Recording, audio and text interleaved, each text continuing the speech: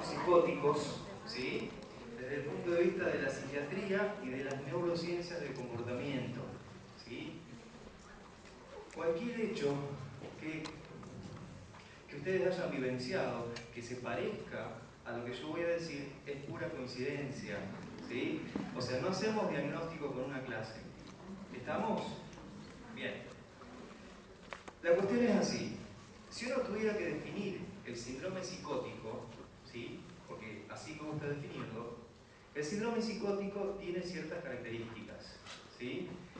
El síndrome psicótico puede estar presente en muchas situaciones clínicas, tanto clínicas de clínica médica, como clínicas de psiquiatría, como clínicas de neurología, como clínicas de cardiología.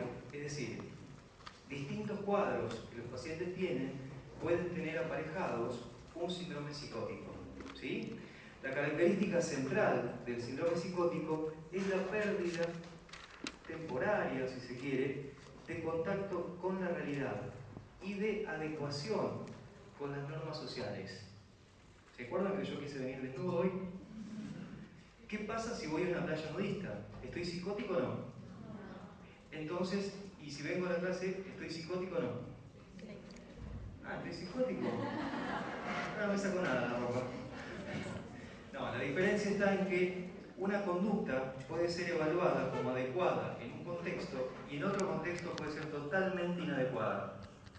¿Sí? Si yo agarro y me como una manzana, no quiero ningún comentario, menos que tenga que ver con el micrófono y con mi cambio de actitud hacia el micrófono, ¿sí? Supongamos que me como una manzana y la manzana está en mi casa arriba de una frutera. ¿Frutera? Bueno, ¿está bien eso o está mal? O sea, ¿es adecuado o no? Y si yo agarro una manzana que está podrida en un basurero y me como la manzana, para no decir me la como, ¿qué piensan ustedes? Depende. Que de acuerdo al contexto sería algo que sale de lo común. ¿Sí? Bien. Probablemente una persona que come algo que está en mal estado, ¿sí?, no puede contextualizar y va a tener lo que se llaman valores preventivos físicos dañados. Este es un tema bastante complejo. No voy a entrar por el lado de los valores preventivos porque es muy difícil y es una forma de encarar la psicosis que acá en la facultad no la usan mucho, pero que es muy útil en la clínica, ¿sí? En la psiquiatría no la usan mucho. Pero ustedes ven que entonces la situación depende del contexto. Entonces, si está adecuado o no al contexto y si tiene contacto o no con la realidad, puede haber un síndrome psicótico. El chiste dice, ¿sabe, doctor? Tengo la sensación de que alguien me sigue en Twitter. ¿Es psicótico o no? No es psicótico. Pero si uno lee eso, podría decir que está perseguido. ¿Sí? Si alguien me persigue en la calle, puedo estar psicótico, puedo estar paranoico, ¿no? Pero si me siguen en Twitter, no. Porque justamente ese medio es para tener seguidores, ¿no? Bien, ahora, si una persona la sigue en Twitter, ¿puede estar perseguida aparte? Sí, o sea que una persona puede estar perseguida y psicótica y que esté perseguida no significa que no lo estén persiguiendo. ¿Sí? Bien, entonces, suponiendo que una persona pierde temporariamente el contacto con la realidad, pierde la relación de su conducta con el contexto adecuado, eso sería un síndrome psicótico. Esto puede ocurrir cuando una persona tiene un daño neurológico, está intoxicado con alguna sustancia, tuvo un traumatismo de cráneo, tiene hipoxemia, tiene hipoglicemia, ¿sí? Y tiene distintas causas o cosas que le afectan el funcionamiento cerebral. Incluso una persona que hace una crisis epiléptica puede ver imágenes de vírgenes o de santos, que es muy común. Este tipo de alucinaciones tiene un nombre que no me acuerdo cuál es, pero que no viene a caso, después lo buscan si quieren. Entonces, los delirios, las alucinaciones y otros síntomas son los que caracterizan a los cuadros psicóticos, que pueden estar presentes en cualquier persona. Una persona mayor que esté demenciada puede tener un síndrome psicótico. Y fíjense que no estamos hablando del estructuralismo, ¿sí?, que utilizan los psicoanalistas lacanianos, donde hablan de psicosis, neurosis y perversión. Hay personas neuróticas que pueden tener alucinaciones y pueden tener episodios psicóticos. Si les hago mucho lío me dicen, y no digo nada. Pero el enfoque es ese. El síndrome psicótico tiene ciertas características y eso puede estar presente en cualquier persona, en cualquier situación clínica. ¿Estamos? Bien, empezamos al revés. Generalmente se empieza hablando de las esquizofrenias, porque así como la histeria fue como el objeto de estudio de los psicoanalistas y de los psicólogos, la esquizofrenia es un grupo de enfermedades mentales que tienen un síndrome psicótico como manifestación clínica. Fíjense la diferencia que estoy haciendo. No estoy diciendo que la psicosis es esquizofrénica. Estoy diciendo que la esquizofrenia es una enfermedad posiblemente del neurodesarrollo que puede tener aparejado un síndrome psicótico. Y siempre se hizo referencia a la psicosis como delirio y alucinaciones, nada más. Pero hay un montón de otros signos y síntomas que los pacientes pueden tener y que tienen que ver con psicosis. Bien, ¿todos los pacientes con delirios y alucinaciones tienen esquizofrenia? No. Cualquiera de ustedes, si consumen una droga, puede tener un síndrome psicótico temporario que es secundario al consumo del tóxico. ¿Cuál es la forma de psicosis más frecuente en las personas de la edad de ustedes? El consumo de alcohol. El consumo de alcohol produce un síndrome psicótico donde las personas pierden la responsabilidad y dejan de evaluar los contextos y hacen cosas que no harían sin el estado de alcohol. Es una psicosis transitoria, de tipo tóxica. Vamos, al otro día hay que pedir perdón por todas las cosas que hicimos porque se nos inhibió el lóbulo frontal y entonces todo lo instintivo está suelto y está un desastre. ¿Sí? Entonces, cuando al otro día tienen que pedir perdón o esperar una semana que se afloje un poco la cosa, es porque tuvieron un síndrome psicótico transitorio producto de una intoxicación por alcohol. ¿Sí? Bien. Empezamos con los trastornos delirantes no esquizofrénicos. Ya empieza a complicarse porque parece que todo es lo mismo, pero ahora van a ver que todo es diferente. ¿Sí? Los delirio significa surco. ¿Sí? Un síndrome delirante es un síndrome psicótico donde lo que está alterado es la forma del pensamiento. ¿Sí? Es decir, si yo siento que me persiguen y solamente eso me pasa, me baño, me cambio, voy a trabajar, tengo pareja, sé cuánto vale la plata, me manejo solo, pero siempre me siento perseguido, es un síndrome psicótico delirante. ¿Sí? Fíjense que todos los aspectos personales y sociales están conservados. Lo único que hay metido en esa vida es la idea que a uno lo persigue. ¿Sí? Después vamos a ver los aspectos a partir de los cuales se puede fabricar un delirio. Entonces, básicamente sería como una especie de alteración del pensamiento con mucho afecto, es decir, rígido, un pensamiento rígido, un pensamiento sobrevalorado, porque por otro lado, ¿por qué me perseguirían? No soy tan importante como para que me persiga todo el mundo. Ahora, si un presidente dice, me quieren hacer bolsa, tiene cierta lógica, porque está dirigiendo 40 millones de personas que no saben qué hacer. O sea que fíjense que de nuevo el contexto es muy importante. ¿Sí? Es lo que va a definir si algo está o no dentro de la realidad. Bien. Acá vamos a ver un pedacito, si sale. Uy, el sonido.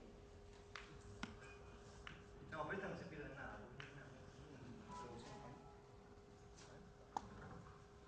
¿Dónde está el...?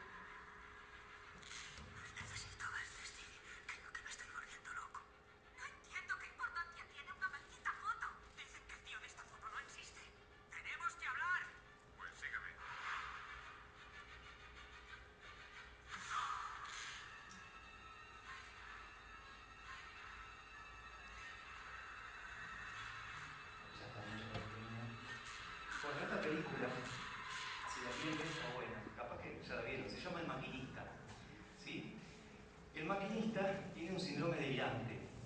¿Qué le llamó la atención de este hombre?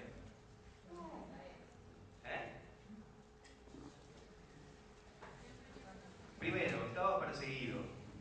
Segundo, tenía alucinaciones. Tercero, ¿eran verosímiles o no las alucinaciones? ¿Sí? Si alguien manda a alguien y lo mete en la heladera puede haber sangre. No sé si activamente o si saliendo, pero sí puede haber un chorro de sangre. O sea, no veía extraterrestres o no veía cosas de otro mundo, ¿no? O sea, que era verosímil lo que le pasaba. Si ustedes ven la película, este hombre empieza a funcionar de este modo a partir de un acontecimiento traumático. Esto es muy importante porque todo lo que puede producir un gran impacto emocional puede desencadenar un cuadro psicótico agudo y posiblemente transitorio, ¿sí? Esto en algún momento los franceses lo llamaron bufet delirante, ¿sí? Los americanos en el DSM le llaman episodio psicótico breve.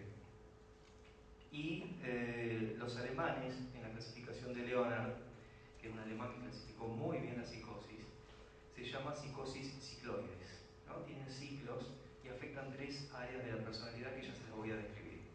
Entonces, estos trastornos delirantes agudos tienen ciertas características. Y después están los trastornos delirantes crónicos, donde tendríamos la paranoia. Entonces, en este caso, en el maquinista, él a partir de un acontecimiento tiene una eclosión súbita de un montón de emociones y pensamientos, ¿sí?, que le generan un delirio transitorio. Polimorfo se refiere a que tiene muchos temas, ¿sí? Muchos temas, persecución, ideas de daño, de perjuicio, etcétera, etcétera. Además de tener insomnio, alteraciones en el sueño sería, ¿no? Alteraciones del apetito, estaba muy adelgazado, estaba consumido, estaba deteriorado físicamente, ¿sí? Y no podía dormir. ¿Qué significa que una persona no pueda dormir? Significa que no puede bajar la guardia un minuto. Tiene que estar todo el tiempo atento a lo que puede llegar a pasar.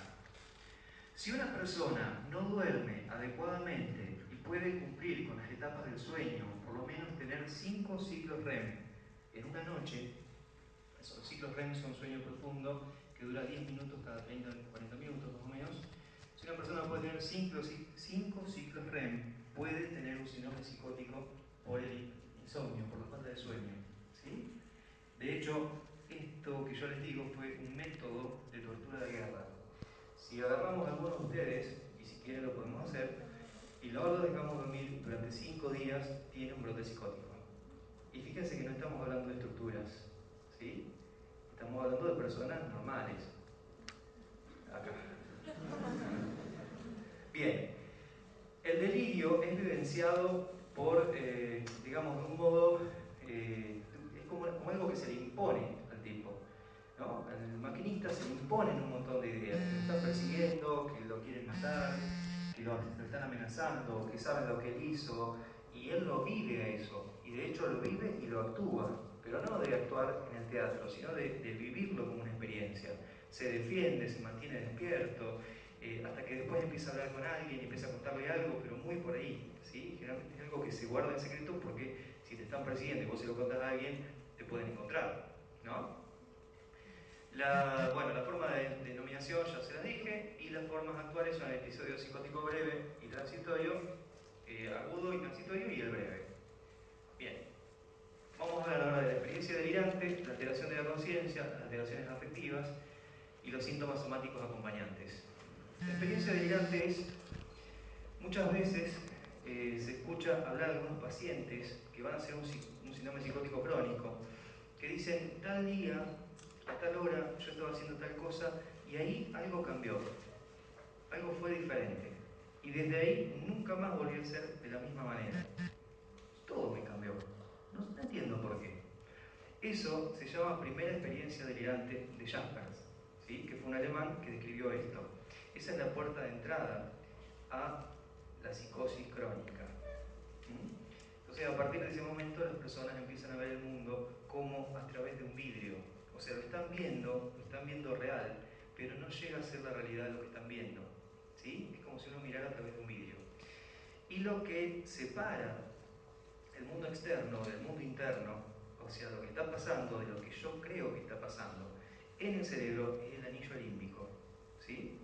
Si ustedes buscan la corteza límbica, paralímbica, en un manual de neuroanatomía, ese es el portal a través del cual se intercambian experiencias internas con el exterior. En el paciente psicótico no existe el contacto con la realidad y todo lo que está viviendo adentro lo vive afuera y viceversa. Entonces no hay diferenciación de una cosa y la otra. Y realmente es enloquecedor vivir así. Es decir, y eso que no hablamos de las alteraciones cognitivas que pueden tener los pacientes, como alteraciones de la atención, alteraciones en la velocidad del procesamiento cerebral, alteraciones en la atención sostenida, alteraciones sensoperceptivas, alteraciones en la concentración y en la memoria a corto plazo, mediano plazo y largo plazo. Es como si ustedes estuvieran en su casa y tuvieran alteraciones de la memoria que hacen que vivan, que cada cosa que hicieron, alguien se las cambió. Dejan la llave acá, se van a hacer algo, vienen, buscan la llave donde está. Y yo creo que esas alteraciones cognitivas son previas al brote y creo que eso hace que la persona se brote, en realidad.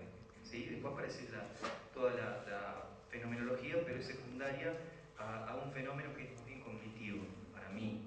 ¿Sí? Pues si uno indaga a los pacientes que se brotan, ven que al principio empieza a contener algunas alteraciones de tipo cognitivo, de memoria, que los lleva a terminar brotándose.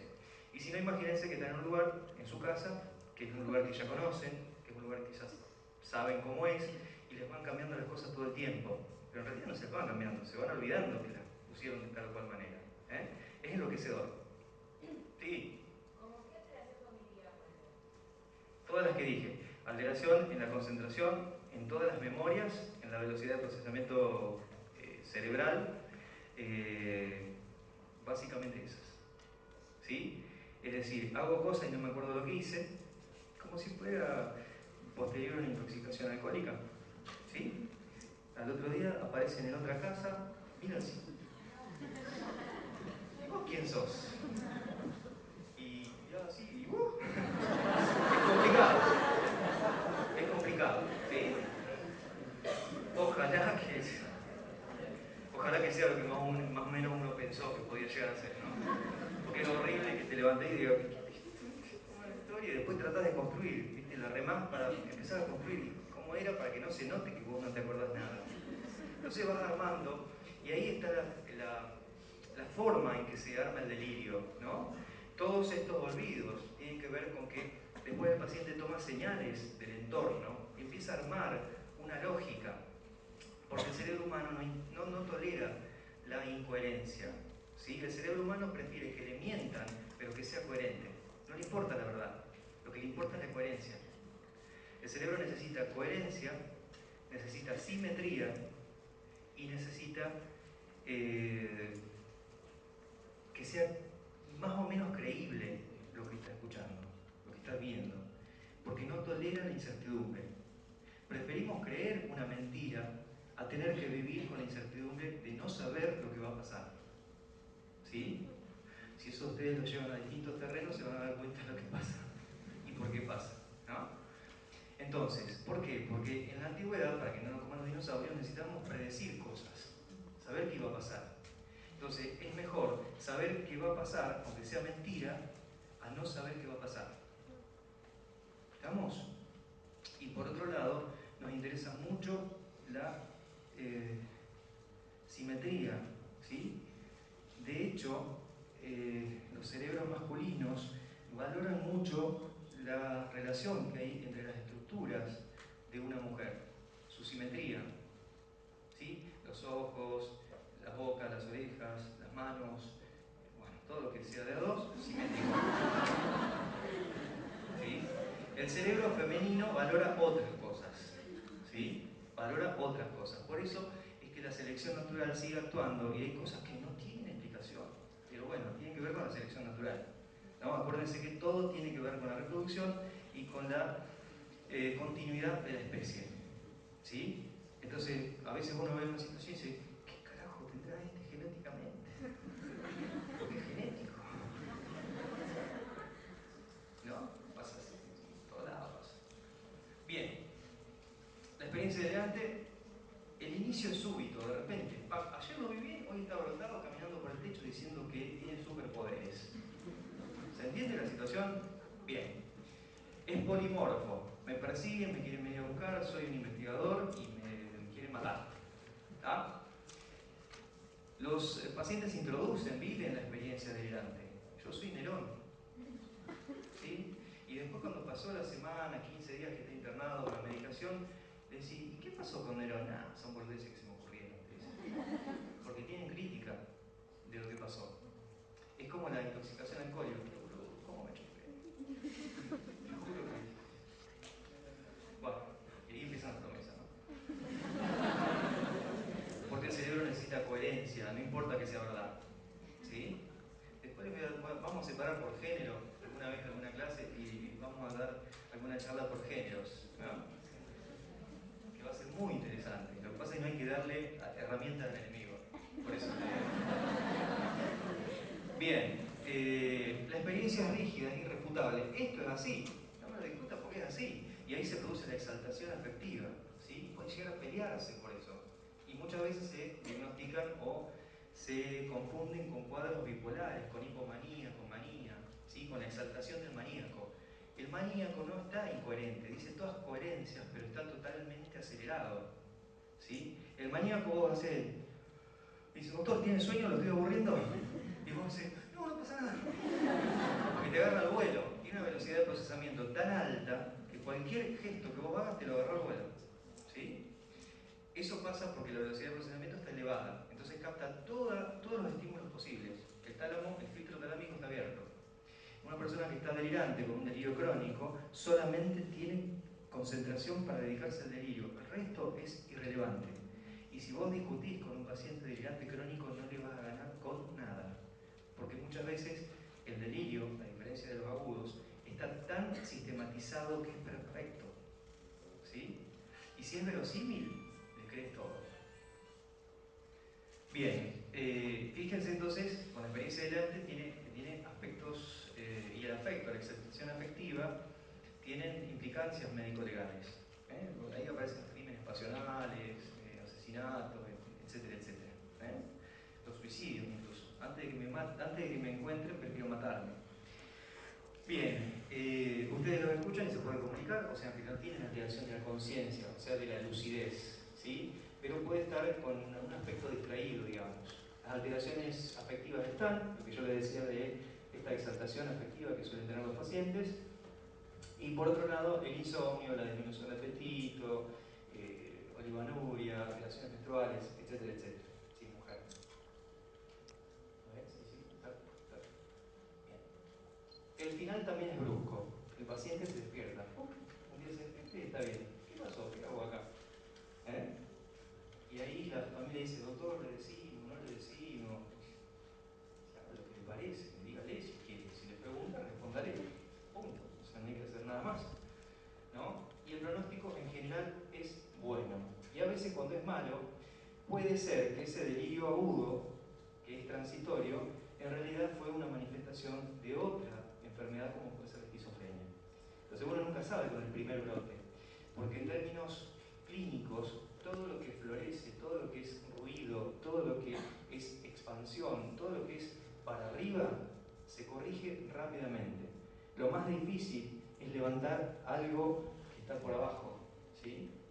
Es decir, casi digo algo que no tengo que decir. Bueno, lo más difícil es levantar algo que se ha caído, ¿se entiende? Y si hay intoxicación alcohólica, ni se lo digo. Bueno, pero en psiquiatría y en salud mental, todo lo que es expansión, es positivo, es para arriba, todo lo que es florido, violento, etcétera, etcétera, se trata fácilmente. ¿Cuál es el tratamiento? Generalmente antipsicóticos atípicos. ¿Sí? Antipsicóticos atípicos en dosis terapéuticas. ¿Cuánto demora un antipsicótico en hacer efecto? Y una semana, 10 días. Depende del cuadro. Si la causa es tóxica, uno lo puede saber porque retirando la sustancia se termina. Por ejemplo, ¿cómo nos damos cuenta que un paciente tiene un cuadro esquizofreniforme si consumió marihuana o pensamos que es la intoxicación por marihuana? Simplemente se interna, deja de consumir y a la semana está totalmente normal. ¿Sí? Si no está totalmente normal y le lleva más tiempo, puede ser que sea un cuadro psicótico disparado por un tóxico. Y así pasa con los medicamentos para adelgazar. Por ejemplo, también producen episodios psicóticos transitorios. De todas maneras, si una sustancia, depende de la dosis, ¿no? Y depende de la frecuencia, o un medicamento produce un cuadro psicótico, nos está hablando de que hay una vulnerabilidad para ese cuadro psicótico. Es decir, todos somos potencialmente psicóticos, todos somos potencialmente catatónicos, todos somos potencialmente epilépticos. Lo que pasa es que todos tenemos distinto umbral para eso. ¿Sí? Bien. Tratamiento, bueno, antipsicóticos, internación. En los delirios agudos generalmente el tratamiento es de internación porque hay tanta alteración conductual que es muy difícil de sostener. ¿Sí? Tiene que tener compañía permanente, no quieren tomar los medicamentos, y los acompañantes son los familiares, se pelean con los familiares y atenta contra la relación. O sea, en realidad lo mejor es la internación o un equipo de acompañantes terapéuticos con medicación que puedan contenerlo más agudo y después puedan continuar, ¿no?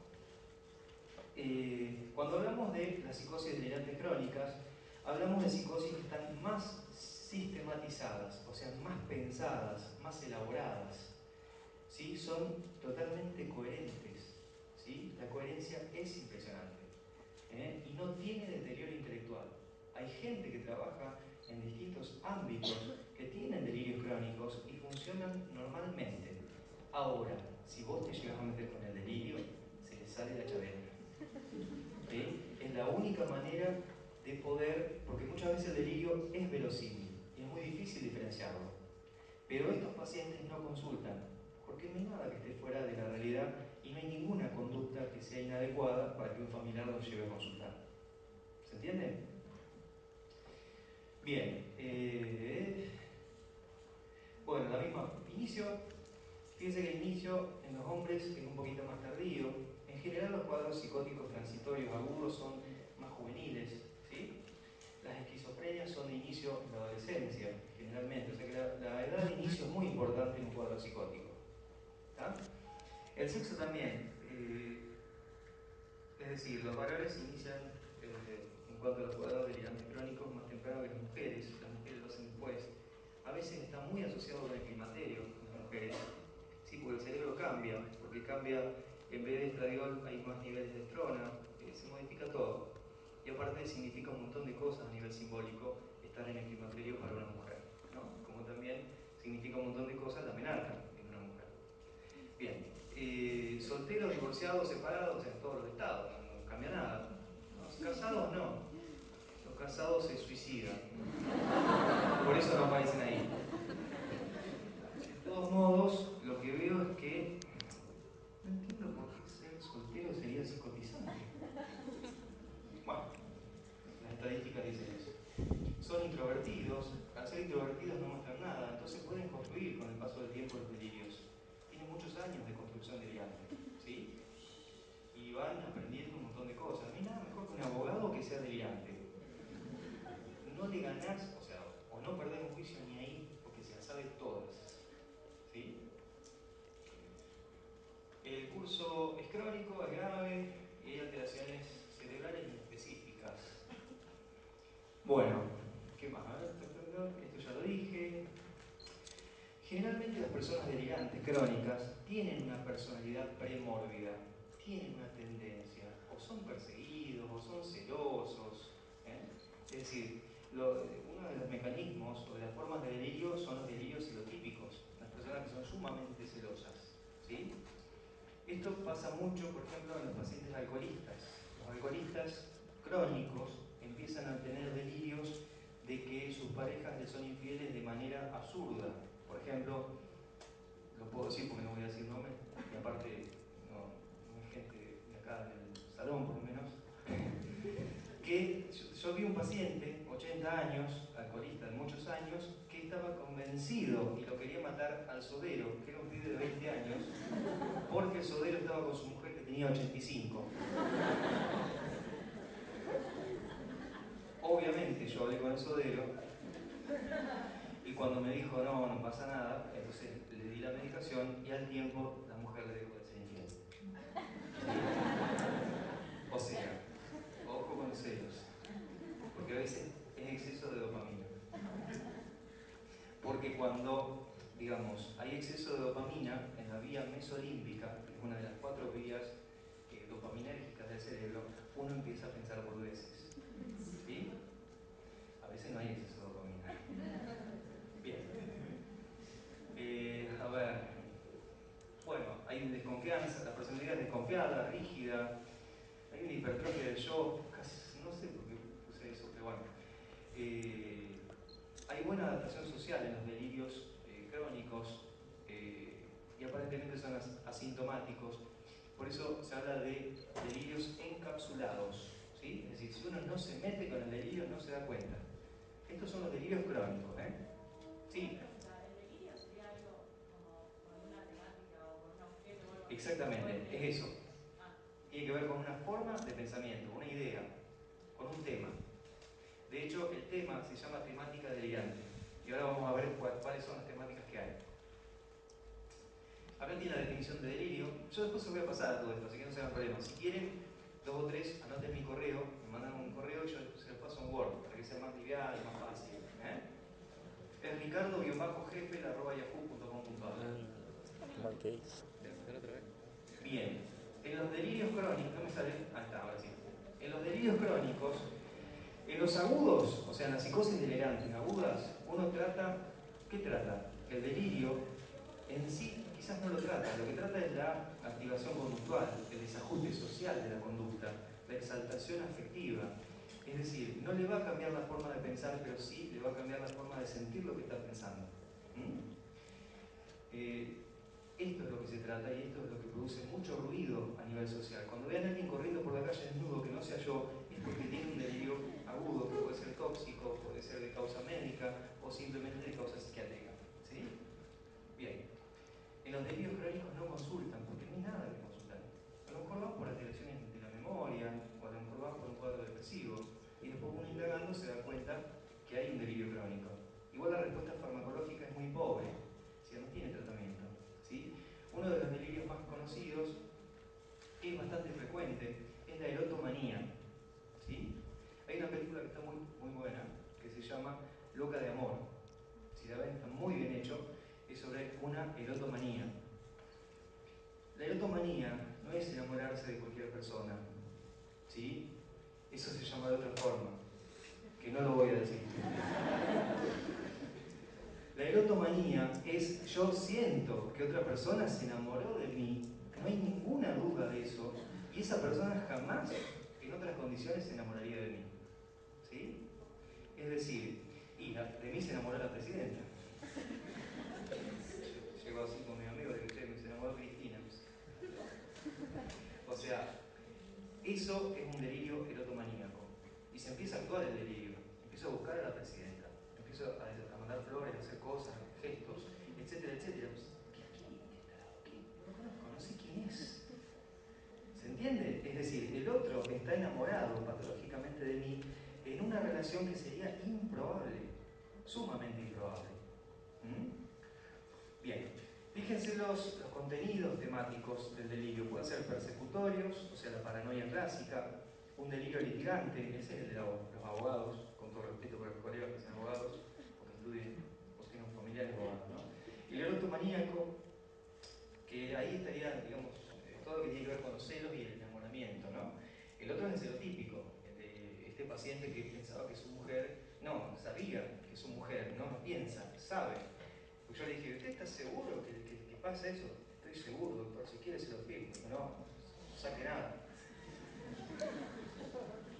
Y este tipo de delirio tiene que ver, porque ¿qué pasa con los alcoholistas crónicos? ¿Sí? Tienen alteraciones neuropáticas en todo su organismo y también alteraciones vasculares.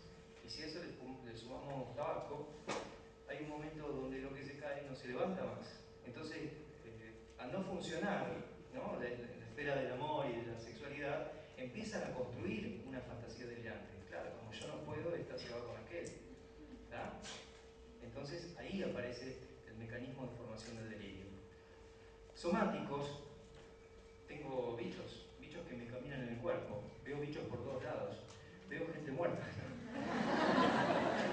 Delirio de emisión de olores, ese también es muy frecuente. Hay gente que se baña y dice, no, tengo olor feo,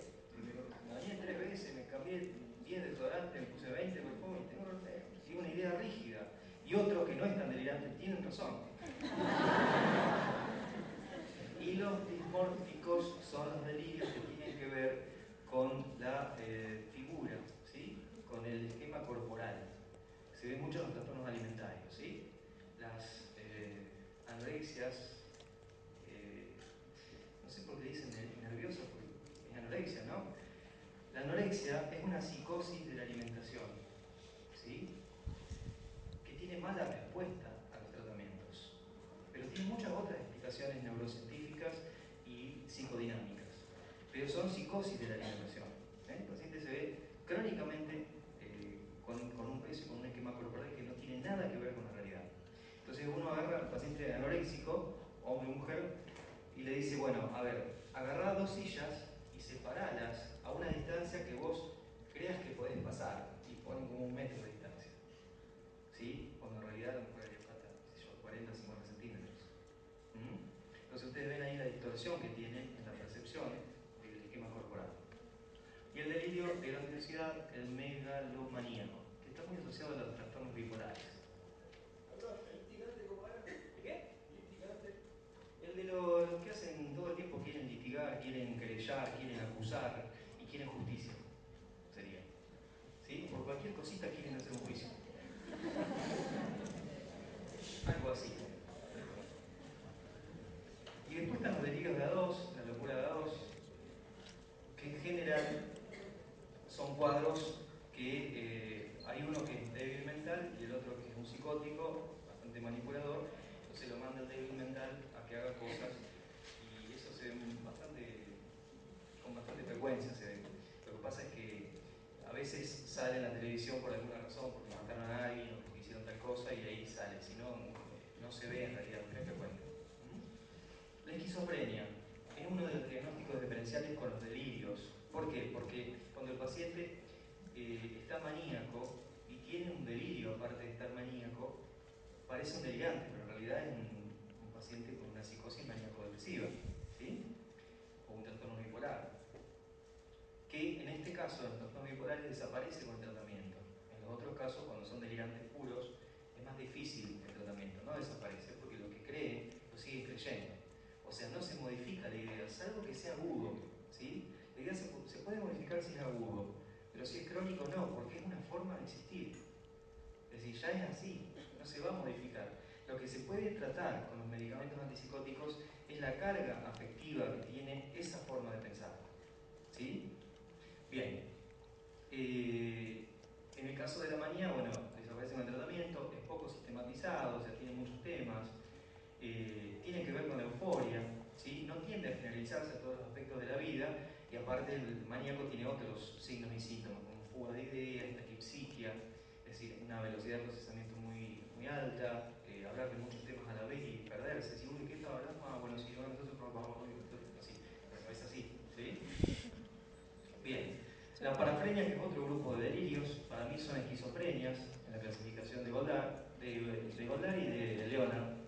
Y acá tiene el diagnóstico diferencial de la esquizofrenia y la paranoia, según las edades. Fíjense, los esquizofrénicos son más jóvenes, el inicio es lento, los delirios también. Los agudos no, los agudos son súbitos, ¿sí? En el caso de la paranoia es sistematizado, o sea, tiene un perfecto modo de construcción de la idea. En cambio, en la esquizofrenia no, es deshilachado, es pobre, porque el paciente esquizofrénico tiene alteraciones cognitivas, no le da la cabeza para hacer un buen delirio, ¿sí? Ahí se dan cuenta, cognitivamente está afectado. En la paranoia el afecto es normal, en la esquizofrenia es anormal, puede haber exaltación afectiva. Y la evolución en la esquizofrenia, este es el punto más importante para diferenciar, es el deterioro del funcionamiento cotidiano del paciente, ¿sí? Tanto a nivel físico como intelectual como social. El paciente esquizofrénico va perdiendo un montón de cosas. Y si antes de enfermarse de esquizofrenia, o que se manifieste la esquizofrenia, tenía muchos recursos, ¿sí? Se da cuenta que se deteriora. Y ahí aparece la depresión y las ideas suicidas. ¿Sí? Porque se da cuenta que va perdiendo y que no va a poder recuperar. La respuesta a fármacos y las complicaciones, en esta es complicado porque aparece el homicidio, ¿sí? El perseguido siempre es un perseguidor, Porque si te puedo ver de cerca, voy a saber qué estás haciendo en contra mía. ¿Ah? Entonces, esto se ve con mucha frecuencia. Ojo con las personas que tienen alguna idea así media delirante persecutoria, porque te persiguen, a todos lados. ¿Sí? Si no, fíjense, me persigue ahí atrás. ¿Ustedes lo ven? Bien, no piden ayuda, el tratamiento es bastante pobre, infructuoso. ¿Sí? Bien, vamos a ver si puedo mostrar el otro. Ansiedad, esquizofrenia, a ver si esto.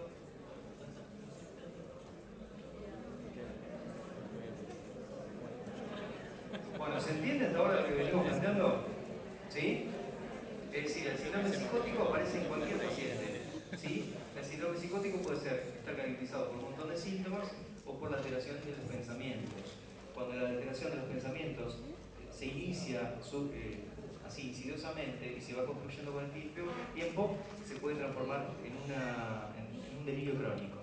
Si es agudo, súbito y termina súbitamente, es un delirio agudo, que puede ser tóxico, de causa orgánica o simplemente de causa psiquiátrica. ¿Estamos? Lo que tiene mejor respuesta es todo lo que es agudo, explosivo, florido. ¿Cuándo se brotan los pacientes cuando las personas tienen brotes psicóticos? Tienen más tendencia a brotarse en primavera. ¿Sí? Todas las psicosis se brotan en primavera como las plantas. ¿Ah? Ahí florecen los delirios, florecen las desregulaciones de la conducta y tiene algún tipo de relación con la cantidad de luz y con los ciclos hormonales. ¿Sí? Bien. Bueno, esto es para que vean que desde el año 81, ¿sí?, ya se empieza a hablar de esquizofrenias. Pero no 1981, desde el año 81. Y tienen distintos autores que fueron describiendo distintas cosas. ¿Sí? Acá les voy a mostrar algo que seguramente ya vieron. Está subtitulada, así que no hace falta el sonido.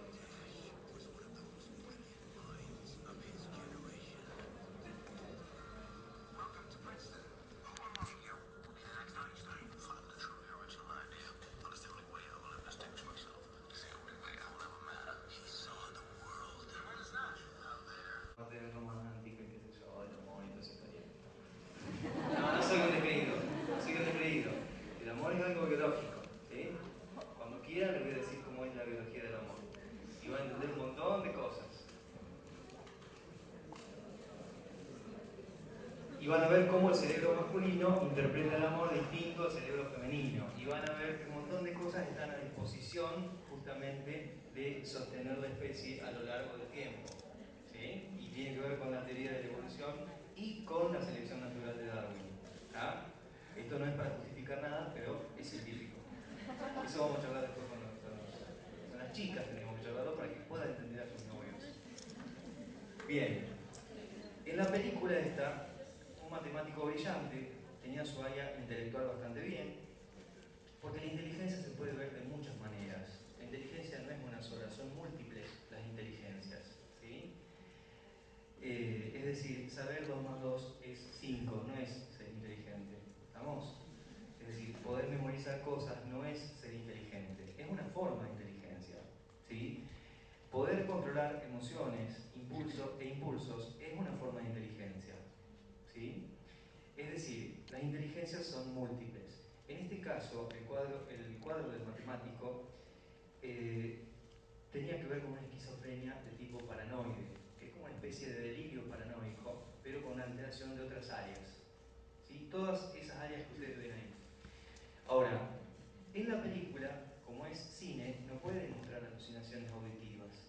¿Sí? Entonces aparecen imágenes, figuras, la nenita, el tipo de la como se agencia de investigación, qué sé yo. Entonces lo manifiestan con una imagen o un personaje, ¿no? Pero en realidad lo que él tenía eran alucinaciones auditivas. Las alucinaciones auditivas son casi el signo patognomónico de las esquizofrenias. ¿Sí? Todo lo que es fenómenos alucinatorios de tipo visual tiene que ver con algún tipo de organicidad del cuadro. ¿Sí? Ver boludeces es orgánico. ¿Ah? Escuchar voces es del orden de la esquizofrenia. ¿Escucharon? Bien. ¿Qué área áreas afecta la esquizofrenia? El área interpersonal, el área laboral, el autocuidado, ¿sí? No existe la gente vaga, existe la gente que tiene alguna enfermedad que le afecta la voluntad y por eso no se quiere bañar o no tiene cuidado con el aseo personal, ¿sí? El área social, ocupacional, estos son los síntomas positivos, que son las ideas delirantes, alucinaciones, el lenguaje desorganizado, la catatonía, los síntomas cognitivos, alteración de la memoria, de la atención, de las funciones ejecutivas y de la abstracción. Las funciones ejecutivas, ¿sí?, son las funciones que tienen que ver con el viejo refrán que dice del dicho al hecho, ¿no? ¿Lo conocen? Bien. Es decir, yo puedo pensar muchas cosas, pero si no las hago, tengo una alteración en las funciones ejecutivas. ¿Tá? Las funciones ejecutivas son funciones del lóbulo frontal. Cuando hay afectación del lóbulo frontal, me la paso hablando pavadas y no hago nada. ¿Sí? Van a ver que muchas veces los hombres, cuando les proponen alguna cosa seria, tienen alteración en las funciones ejecutivas. Porque dicen que sí, que sí, que sí, pero no pasa nada. ¿Eh? No, eso está en la estructura, en la tercera estructura, no la psicosis ni la neurosis. Bien, los síntomas afectivos, disforia es malestar, ¿sí? Es no poder estar, sentirse mal, pero no saber cómo se siente uno. El suicidio, la desesperanza y los síntomas negativos, que es lo que yo decía que se cae, que es difícil de levantar cuando algo se cae, me refería en los cuadros depresivos a la depresión y en los síntomas negativos que es aplanamiento afectivo. Esto quiere decir que el paciente está así en la entrevista y volverá a decir, che, ¿estás triste? No. O sea, no hay contacto afectivo. Cualquier persona diga, no estoy triste, vos la otra vez un poco caído, pero el paciente con síntomas negativos y con aplanamiento afectivo está en neutro, o sea, en punto muerto está. Vos le preguntás algo emocionante, dice, no. Y vos te quedás así porque te empezás a sentir mal, decís, no levanta. Entonces, ahí se dan cuenta del aplanamiento afectivo, ¿sí? Es decir, no hay contacto afectivo, ¿sí? El diagnóstico en psiquiatría se hace a través de la relación, del vínculo del médico con el paciente. ¿Ah? Es decir, el médico pone su cerebro así, el paciente pone su cerebro ahí, se mezclan los dos cerebros y ese es el diagnóstico, tratamiento, etcétera, etcétera. Así es, no es solamente leer esto, 1 más 1, 2, 3, 4, 5, bueno, ahí está, este es el diagnóstico. Porque los tratamientos cuando están pensados de ese modo tampoco son eficaces, ¿sí? El diagnóstico y el tratamiento se hacen en el encuentro con el paciente, que tiene que ver con el afecto. Bueno, estas son las formas de comienzo, insidiosa, subaguda, aguda, bla, bla, bla. No, esta no. Bueno, las mujeres siempre tienen menos edad. En realidad las esquizofrenias en general empiezan en la adolescencia. ¿Por qué? Yo les había dicho que el lóbulo frontal se mielinizaba durante toda la vida, después de la segunda mitad de la vida se empieza a desmielinizar, por eso empezamos a olvidar cosas, etcétera, etcétera, ¿no? Y está más perdonado tener alteraciones en las funciones ejecutivas y algunas cosas que no se pueden hacer, no se pueden cumplir. Pero en la adolescencia hay una segunda vuelta de recambio neuronal que se produce a partir de células de la glía que se transforman en neuronas en el lóbulo frontal, ¿sí? Por eso los adolescentes tienen muchas dificultades para regular sus emociones, porque las emociones están en el temporal, pero la regulación emocional está en el frontal que está inmaduro y que se está repoblando, ¿sí? Entonces, en ese momento, cuando la sociedad le pide al adolescente que tenga que tener un montón de rendimientos, ¿sí?, el lóbulo frontal se queda corto y aparece el primer brote, ¿sí? Entonces, en la adolescencia es cuando empiezan los cuadros de esquizofrenia. Los cuadros de bipolares empiezan más cerca de los 20 años, en general, ¿sí? Antes de los 25, casi siempre. Y siempre hay historia familiar de alcoholismo, de suicidio o de bipolaridad en la familia del paciente bipolar. En la esquizofrenia hay algunas que tienen herencia y otras que no tienen herencia, ¿sí? Pero eso es otra clasificación muy difícil que no tiene sentido. Bueno, estos son síntomas de acuerdo a un autor, distintos autores, después lean los criterios del DSM. Es decir, lo que me interesa que ustedes vean es que las esquizofrenias son un grupo de enfermedades del neurodesarrollo, creo yo, ¿sí? Que pueden manifestarse psicóticamente, ¿sí? Y los delirios son manifestaciones psicóticas de una forma de pensar o de sentir. Y los delirios sistematizados son una forma de pensar la existencia de uno mismo. No tiene que decir todo eso. Bien, la duración. Las esquizofrenias son cuadros crónicos, ¿sí? Tiene etapas donde andan mejor y etapas donde andan peor. Pero el deterioro es progresivo, de todos los rendimientos y de todas las funciones. Los delirios crónicos no son deteriorantes, los delirios agudos se resuelven totalmente. Y algunos delirios agudos en realidad eran esquizofrenias, ¿sí? Por eso es muy difícil hacer el diagnóstico de un paciente que se brota, porque todo lo que brota no tiene nombre ni apellido.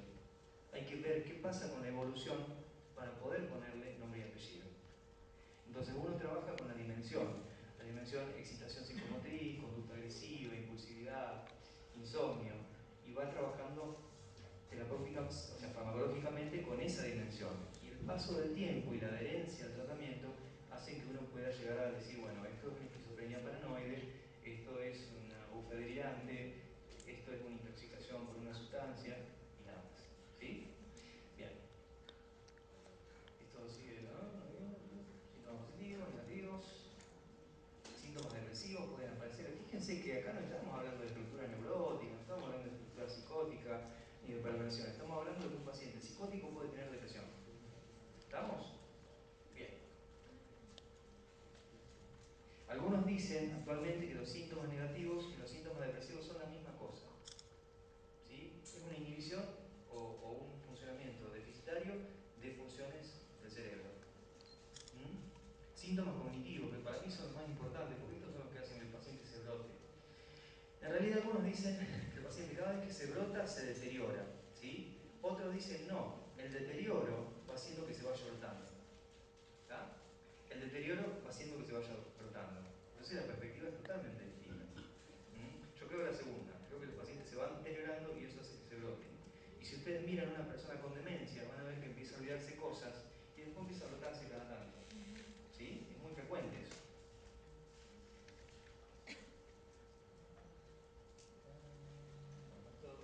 Van a ver bien, entonces paso. Esta es una clasificación de formas clínicas, catatónica, paranoide, befrénica, simple, formas. Bueno, esta es la del CIE-10, yo les recomiendo que estudien esta, ¿sí? O sea, el libro que me parece que puede andar mejor para ustedes es el Kaplan, ¿sí? El compendio, el más chiquito. Es el libro que tiene un poquito de cuestiones psicodinámicas, algunas cuestiones de neurociencias y la última edición. Van a tener lo que dice el CIE-10, lo que dice el DSM-4. Es decir, van a tener un súper resumen de todos estos cuadros, de depresión, ansiedad y trastornos psicóticos. ¿Sí? ¿Con C o con K? Con K, con K. Sí, Kaplan con K. Para mí, para lo que tienen que estudiar ustedes, es más que suficiente, ¿sí? ¿Por qué les digo esto? Porque ahí está bien desarrollado y está bien claro. Porque si estudian otros libros, a veces lo que pasa es que se vuelve a confundir desde qué enfoque estamos mirando el fenómeno, ¿sí?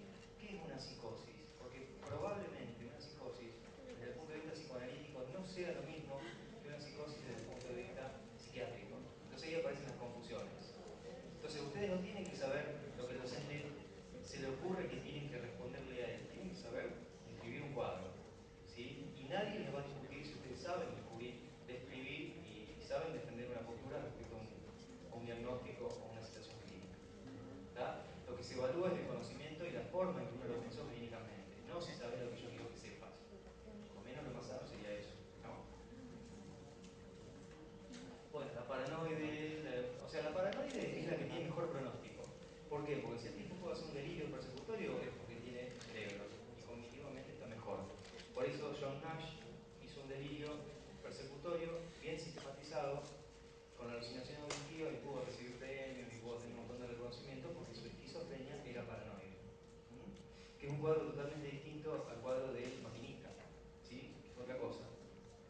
Bien, la hebefrénica se llama así porque es una esquizofrenia de inicio precoz, o sea, es muy deteriorante, afecta mucho la personalidad y afecta a jóvenes que no llegan casi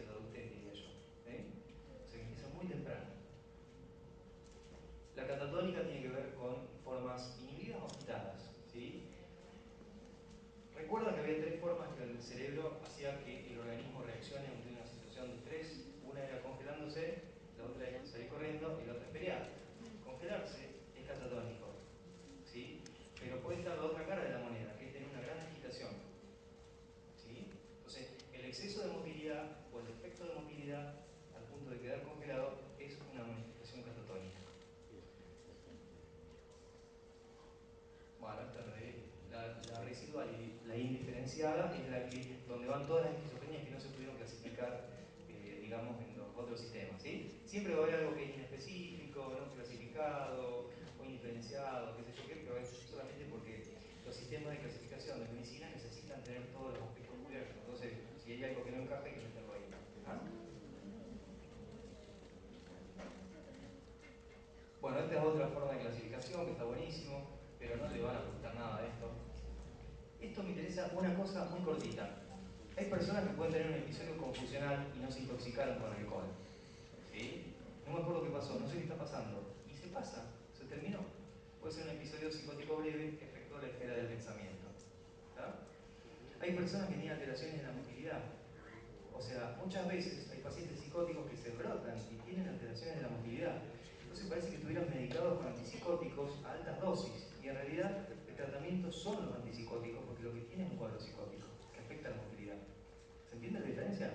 Es decir, si el cuadro es por medicación, o sea, tiene síntomas intrapiramidales, rigidez, lentitud, bradiciquia, bradicinesia, hipoquinesia, etcétera, etcétera, y es secundario un fármaco, el tratamiento es sacar el fármaco y dar algún otro medicamento que mejore la rigidez y todo eso. Pero si el paciente no tiene ningún medicamento y está rígido, puede tener, suponiendo que la tomografía del cerebro dé normal, una psicosis de la motilidad. Y el tratamiento es con antipsicóticos. Se cambia totalmente la terapéutica. Sin embargo, la clínica puede ser muy parecida. Y la psicosis de angustia-felicidad, que muchas veces se confunde con el trastorno bipolar. O sea, una persona que está feliz puede estar psicótica. ¿Sí?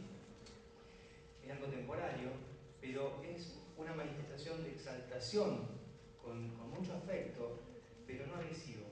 El paciente bipolar es agresivo cuando está exaltado. Por decir, anda a tu habitación, se da vuelta y te caga piña y termina internado. En cambio, el que tiene una psicosis de la motilidad y está feliz, sí, no pasa nada, se va a la habitación.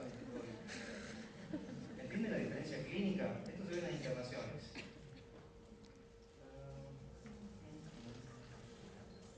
Bueno, es larguísimo. Bueno, esto no, se los paso después con la información. Bien, lo tengo, ya está, ¿no? Está. O sea, el tratamiento son antipsicóticos. Antipsicóticos también se utilizan cuando hay mucha impulsividad, antiepilépticos. ¿Sí? Valproato, amotrigina si hay depresión, carbamazepina se puede utilizar si hay depresión y hay mucha agresividad. Y siempre se usan benzodiazepinas porque son de rápido efecto para la agitación psicomotriz. Creo que con esto